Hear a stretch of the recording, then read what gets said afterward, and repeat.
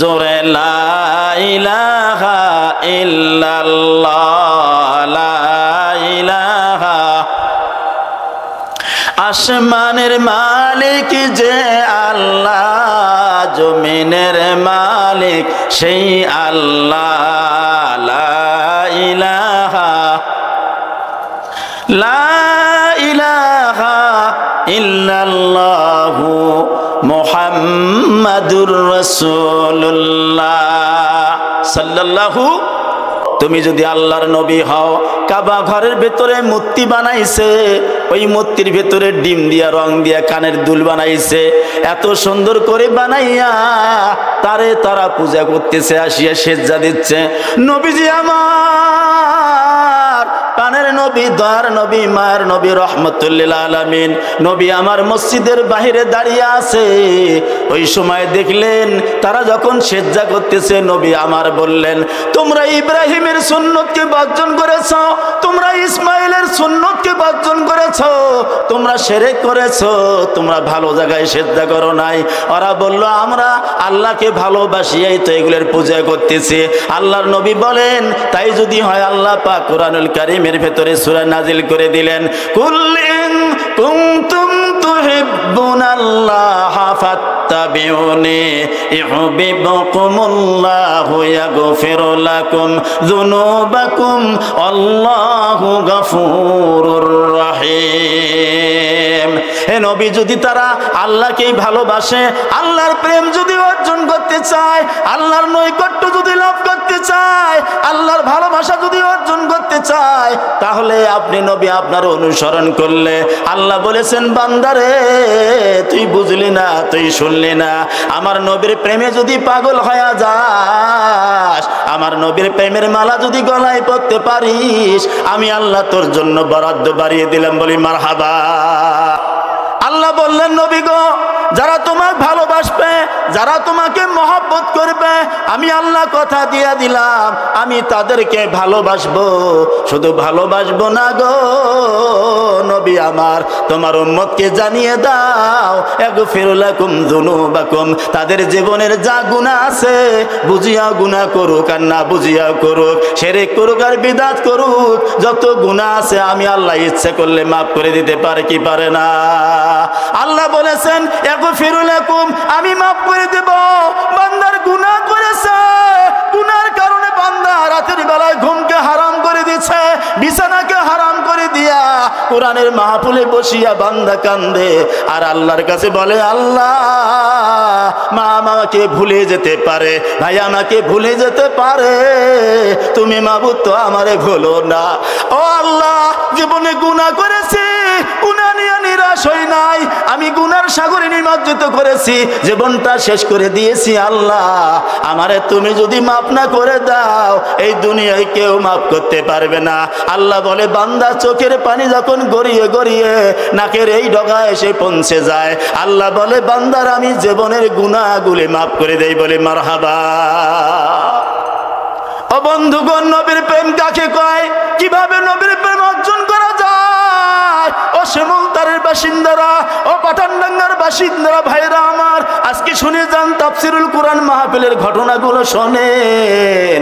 এইখানে যারা এসেছেন, তোমাদের কদমে কদমে আল্লাহ গুনাহগুলি মাফ করে দেন, প্রতি কদমে কদমে তোমাদের জন্য নেকির বরাদ্দ করে দেন। বলি মারহাবা।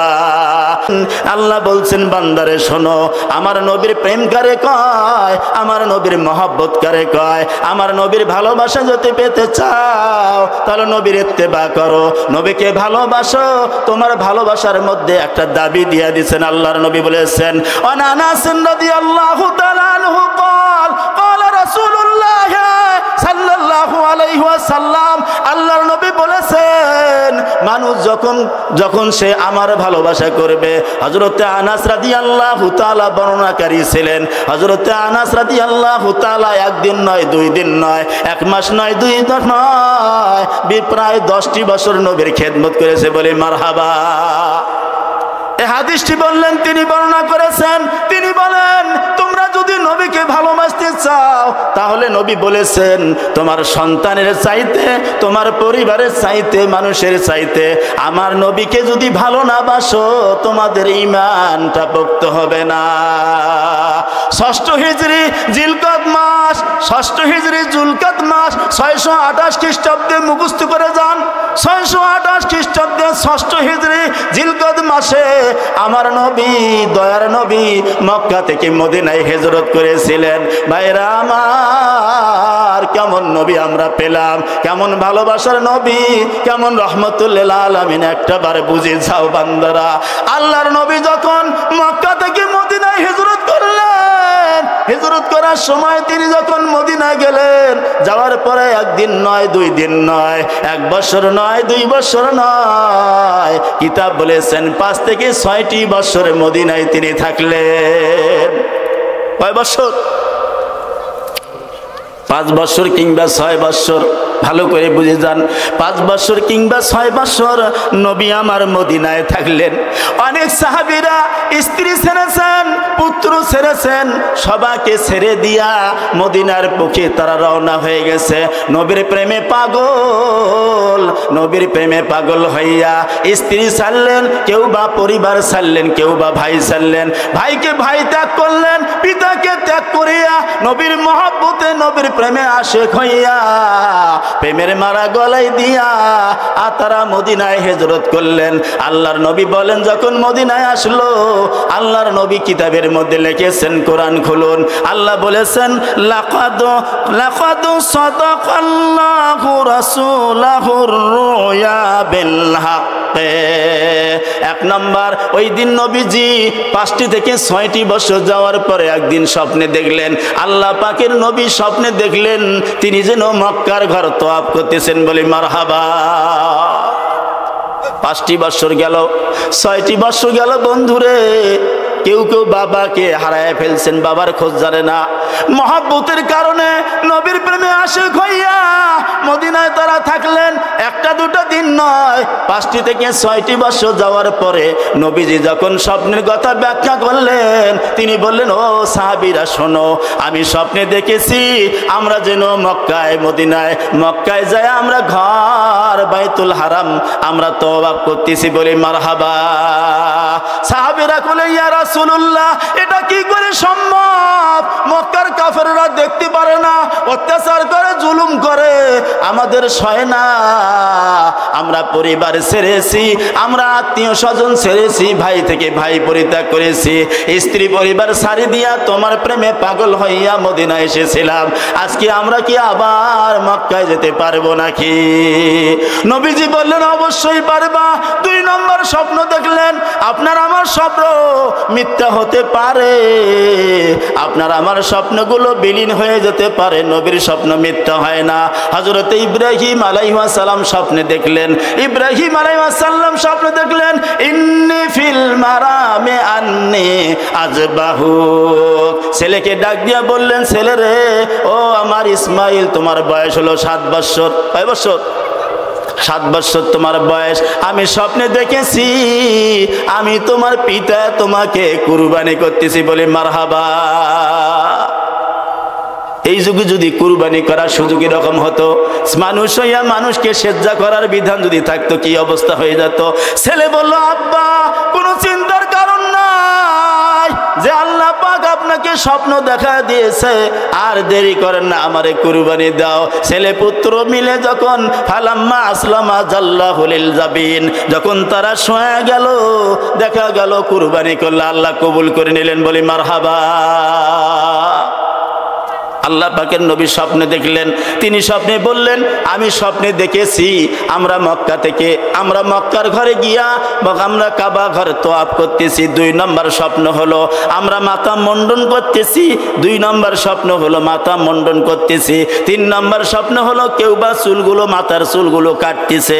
এই স্বপ্ন দেখলাম, দেখার পরে বলছে, মক্কার ঘরের চাবি আমাদের হাতে আসতেছে। নবীজি খুশি হইয়া এই কথা বললেন। সাহাবায়ে কেরামেরা কেউ কেউ ভাবলেন, হায় রে, কতদিন হলো মক্কায় যাই না, মক্কার ঘর তওয়াফ করি না, আজকে কি স্বপ্ন সত্য হবে কি হবে না। বর্তমান যাব না, আমরাও স্বপ্ন দেখি, যুবক ভাইরা যুবক বোনদেরকে স্বপ্ন দেখে, কিন্তু দেখা গেল কি হলো, বর্তমান স্বপ্ন আমরা যখন ফজরের নামাজ পড়ি না ঘুমায়া যাই, ঘুমায়া যাওয়ার কারণে ওই সময় স্বপ্নে একজন দেখে, একটা স্বপ্নের ব্যাখ্যা করে দিয়ে যাই। একজন স্ত্রী সে স্বপ্নে দেখতেছে, স্বামী স্বপ্নে দেখতেছে তার হাতের ভিতরে কি ঢুকছে। আমাদের স্বপ্নগুলো দেখেন, স্বপ্নের ভেতরে স্বামী তার হাতের ভেতরে স্বর্ণের টুকরা ঢুকতেছে, কিন্তু হঠাৎ করে স্বপ্নের মধ্যে দেখতেছে স্ত্রী তার ডাক দিছে, স্বর্ণের টুকরা নেওয়া হলো না, খালি হুট করে এমন ভাবে মেরেছে স্ত্রীর নাকের ডগায় যায় হাত নাকে গেছে। কি বলেন, স্ত্রীর হাতের জায়গায় ঢোকা নাকি গেল। স্ত্রী চিৎকার দিয়া ওঠে, দিনের বেলায় মারো আবার রাত্রি বেলা মারা শুরু করে দিছো নাকি। এখন স্ত্রীকে স্বামী ডাক দিয়ে বলে, না না গিন্নি গো, তোমারে আমি ওই জন্য মারি নাই। বলে কি কারণে মারেছো? বলে তোমার কারণে স্বপ্নের সময় আমি দেখলাম আমার হাতে স্বর্ণের টুকরা এসেছে, কিন্তু তুমি ওই সময় বাধা দিয়েছো, ডাক দিয়েছো, এই জন্য আমি রাগের উপরে বশত হইয়া মুটকি মেরেছি, এক মুটকি দিয়ে তোমার নাক ফাটাইয়া দিলাম। এগুলো স্বপ্ন। যখন ফজরের নামাজ ঘুমায় যায়, ফজরের নামাজ যখন পড়ে না মানুষ, যখন ঘুমায় যায়, তখন ওই ঘুমের মধ্যে শয়তান আসি নানান কিছু ওয়াসওয়াসা দেয়। আপনার আমার নবী, বিশ্ব নবী জনাবে মুহাম্মদ রাসূলুল্লাহ সাল্লাল্লাহু আলাইহি ওয়াসাল্লাম বন্ধুগণ স্বপ্ন যখন দেখলেন, আল্লাহ বলেছেন লাকাদ সাদাকাল্লাহু রাসূলাহুর রুয়া, নবীজির স্বপ্ন সত্য। নবীজি বলল সাজো সাজো, সবাই মিলে সাজো। কোথায়? বলে মক্কার ঘর তওয়াফ করব, সবাই সাজো। দেখা গেল নবীজির কথায় সকল কিতাবের মধ্যে লিখেছে 1400 সাহাবী অথবা 1500 সাহাবীরা সবাই তখন তওয়াফ করার জন্য সাজা শুরু হয়ে গেল। আপনার আমার নবী জনাবে মুহাম্মদ রাসূলুল্লাহ এইবার তিনি গোসল করলেন, নতুন পোশাক পরলেন, রাষ্ট্রনায়ক যখন সাজা শুরু হয়ে যায়, সাহাবায়ে কেরামেরা বলে হুজুর আজকের দিনের জন্য এত আনন্দ লাগতেছে, এত ভালো লাগতেছে, 5টি বছর পর অথবা 6টি বছর পর আমরা মক্কার ঘর তওয়াফ করব, কত আশা আমাদের ভেতরে। বলি মারহাবা। কি করলেন? আল্লাহর নবী বললেন চলো যাই, একটা করে অস্ত্র নাও হাতে, একটা করে কোষবস্ত্র অস্ত্র নাও, আর যে ঘোড়া, যে তোমরা দুম্বা বা যে পশুগুলা কুরবানির জন্য নিবা তার ভেতরে কলালা পরায় দাও, চিহ্ন পরায় দাও। চিহ্ন যখন পড়লো, চিহ্ন পরার পরে ওই কুরবানির পশুগুলা নিয়ে যখন রওনা হয়ে গেছে, ভাইজানেরা আমার, নবীর প্রেমের পাগল কি আমি আজকে বুঝায় দিয়ে যাই। ওরা যখন চলে গেল, যখন তারা চলে গেল জুল হুলাইফা নামক স্থানে যখন পৌঁছে গেল, হঠাৎ করে দেখা গেল নবীজির উষ্টি যেটার ভিতরে ছিলেন, কাউসার নাম সেটা, ওটা হঠাৎ করে বসে গেল মাটির ভেতরে, আর ওঠে না। যে উটির উপরে ছিলেন কাসওয়ার, ওটার নাম হলো কাসওয়ার, যে উটের উপরে নবীজি আরোহণ করেছিলেন, ওটা যখন জুল হুলাইফা নামক স্থানে বসে গেল, নবীজি বললেন কেরে তুমি বসলে কেন, ওঠো। তখন সাহাবীরা বলল হুজুর এটা খারাপ হয়ে গেছে আপনার বাহন, সে বাহন বেয়াদবি করতেছে, উঠতেছে না। নবীজি বলেন তা নয়, তা নয়, তা নয়, তোমরা জানো না আমি যা বুঝি তোমরা তা বোঝো না। আমার আল্লাহ যা জানে অন্য কেউ তা জানে না, আমার আল্লাহ যা বোঝে অন্য কেউ তা বোঝে না। পশুর মধ্যে কি আল্লাহ ক্ষমতা দিলেন, বসে গেছে, পশুকে খেদানো হয় কিন্তু ওঠে না। যখন নবীজি বলল কেরে কাসওয়ার তুই উঠিস না কেন, তাড়াতাড়ি ওঠ, সঙ্গে সঙ্গে উঠে গেল। তখন জিজ্ঞাসা করা হুজুর কেন এটা উঠলো না, কারণ কি, আগে তো বললেন উঠলো না কেন? বলে দেখা যায় যখন আব্রাহা মক্কার ঘর ভাঙতে এসেছিল, হাতিকে বারবার পিটেছিল, হাতি সামনের দিকে আসে নাই, তার মানে হলো কল্যাণ আছে, কল্যাণ হলো। আমার নবী জানতে পেরেছে এবারকার মতো আর কোনোদিন তাওয়াফ করার সুযোগ হবে না। কি আশ্চর্য কথা, তাওয়াফ করার সুযোগ হবে না। তিনি বললেন, এবার আস্তে আস্তে করে যখন যাচ্ছিলেন, যাওয়ার সময় নবীজি আমার ডাক দিয়া বলল, ও সাহাবীরা আমাকে পরামর্শ দাও, এখন আমরা মক্কায় যাব কি যাব না। ও বন্ধুগণ, এইদিকে মক্কার মুশরিকেরা, মুনাফিকেরা, মক্কার কুরাইশেরা দলবন্ধ হইয়া 50 জন লোককে পাঠায়া দিছে।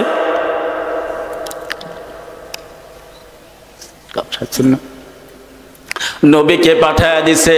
আর তারা কি করছে, 50 জন লোক এমন ভাবে তারা গোয়েন্দাগিরি করেছে আমার নবীকে মারবে। আমার নবীকে মারার জন্য 50 জন লোক তরবারি নিয়ে তারা ঘুরতেছে, নবীকে মারবে। এই জন্য গোয়েন্দা যারা তারা সব সময়ের জন্য ঘুরতেছে। আল্লাহ কয় আমার বাপ আমার নবীকে কিচ্ছু করতে পারবে না, পারবে না রে, পারবে না। সঙ্গে সঙ্গে আল্লাহ পাক নবীর কাছে খবর পাঠায়া দিলেন, নবী গো তোমাকে মারার জন্য যারা চেষ্টা করতেছে খালি একটু ধৈর্য ধারণ করো। দেখা গেল সাহাবীরা তাদেরকে ধরিয়া নবীর কাছে নিয়েছে। বলি মারহাবা। কে কাক মারে? মারার কোনো ক্ষমতা নাই। রাখে আল্লাহ, মারে কে? মারে আল্লাহ, রাখে কে? কেউ মারতে পারবে না।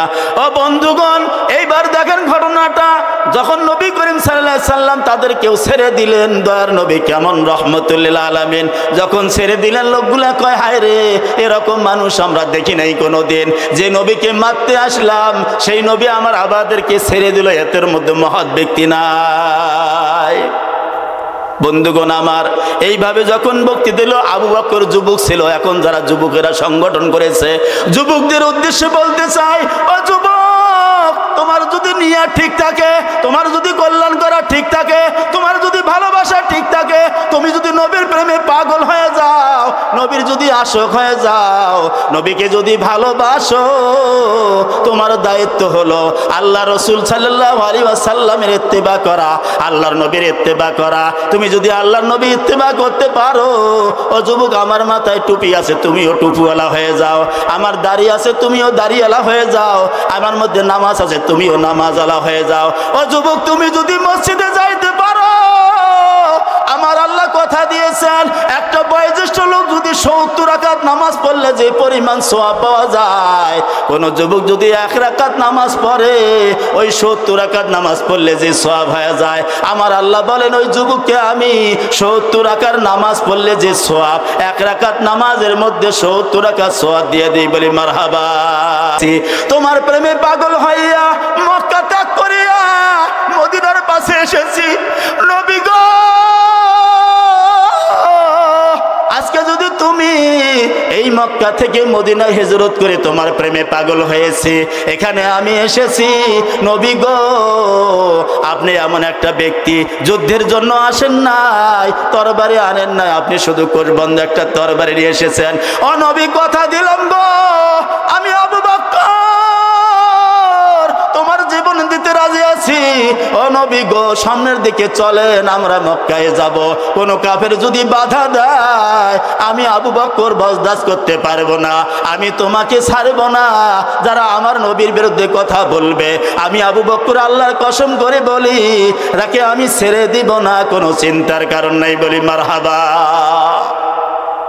চলে গেলেন।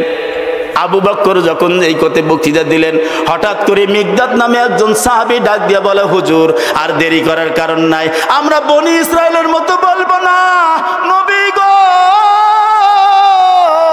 আপনি আর আপনার আল্লাহ যুদ্ধ করেন, আমরা সরে যাই, আমরা বসে থাকি, এই কথা বলবো না।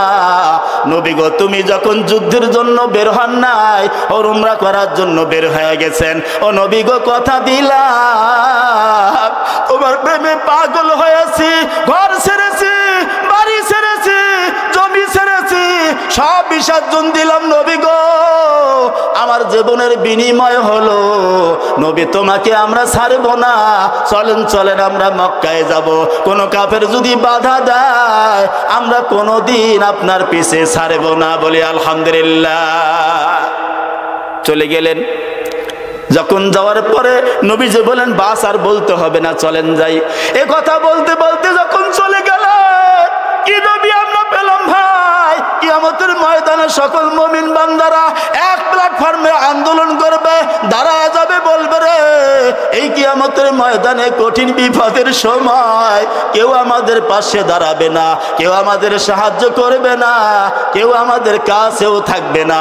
ইয়াউমা ইয়াফিরুল মারউ, নিজের থেকে স্বামী থেকে স্ত্রী দৌড় মারবে, বাবা থেকে ছেলে দৌড় মারবে, একটা নেকি আপনাকে দান করবে না। সেই দিন কিয়ামতের ময়দানের দিন নবীর কাছে এরকম সবাই মিলে আদম আলাইহিস সালামের কাছে যাবে। আদমকে ডাক দিয়ে বলবে, আদম আপনি সকলের পিতা। 1 নাম্বার আপনি হলো পিতা, 2 নাম্বার হলো আল্লাহ পাক আপনাকে নিজ হাতে বানায়া দিছে। আপনাকে নিজ হাতে আল্লাহ বানাইছে। আজকের দিনে পাওয়ার আপনার বেশি আছে। 1 নাম্বার হলো পিতা, 2 নাম্বার হলো আপনি আমাদের হলো আল্লাহ পাক নিজ হাতে বানাইছে। 3 নাম্বার হলো আল্লাহ পাক আপনাকে ইলম শিক্ষা দিছে। 4 নাম্বার হলো নবী গো, আল্লাহ পাক ফেরেশতা মণ্ডলী দ্বারা তোমারে সেজদা করায় নিছে। অতএব আজকে এই কঠিন দিনে আমার জন্য, আমাদের জন্য আল্লাহর দরবারে সুপারিশ করো। আদম আলাইহিস সালাম বলবে, পারবো না।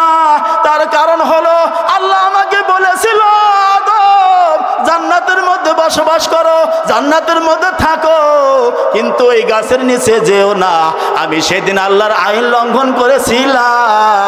আজকে যদি আল্লাহর ওই কথা মনে পড়ে যায়, আমি আদম আলাইহিস সালামকে আল্লাহ ছাড় নাও দিতে পারে, আমার হবে না। তবে একটা কথা বলে দেই, সংক্ষেপভাবে বলে দেই, তোমরা হযরতে নূহ আলাইহিস সালামের কাছে চলে যাও। নূহ আলাইহিস সালামের কাছে আসবে, আসার পরে বলবে, ও নূহ তুমি হলো দ্বিতীয় আদম, তুমি সুপারিশ করো। নূহ আলাইহিস সালাম বলবে, আমিও পারবো না। তবে বলে দেই, তোমরা চলে যাও হযরতে ইব্রাহিম আলাইহিস সালামের কাছে। ইব্রাহিম আলাইহিস সালামের কাছে আসি বলবে, ইব্রাহিম গো আপনি আমাদের জন্য আল্লাহর কাছে সুপারিশ করুন। ইব্রাহিম আলাইহিস সালাম বলবে, আমিও পারবো না। তার কারণ হলো আমার পারা সম্ভব নয়।